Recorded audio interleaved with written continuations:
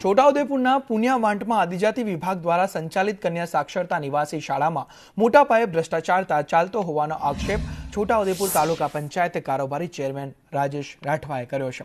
તેઓએ આક્ષેપ કર્યો છે કે શાળાના બાળકોને સારું ભોજન આપવામાં નથી આવતું। પોષણયુક્ત આહારને બદલે શાકભાજીમાં મોટે ભાગે બટાકા જ આપવામાં આવે છે। યુનિફોર્મના રૂપિયા પણ બાળકોના ખાતામાંથી શિક્ષકો ઉપાડે છે, પણ પૂરો યુનિફોર્મ નથી આપતા।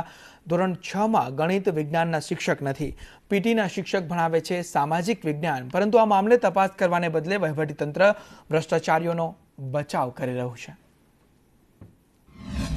છોના વિદ્યાર્થીઓ આજે જે તે વખતે એડમિશન લઈને ધોરણ 9 માં આજે અભ્યાસ કરે છે અને ધોરણ 6 નો જે યુનિફોર્મ જે તે વખત મળવો જોઈએ, અત્યાર સુધી જે યુનિફોર્મ નથી મળ્યો। ધોરણ 9 માં આવી ગયા એ વિદ્યાર્થીઓ ત્યાં સુધી મેનુ પ્રમાણે જે મળવું જોઈએ છે, સ્કૂલ ચાલુ થયા ને 1 મહિનો ને અઠવાડિયું ઉપર થઈ ગયું છે, પણ અત્યાર સુધી જે બાળકોએ માત્ર ને માત્ર બટાકાનું શાક ખાધું છે બંને ટાઈમ, તો આ એક મેનુ આવું તો કેવું મેનુ હોય છે?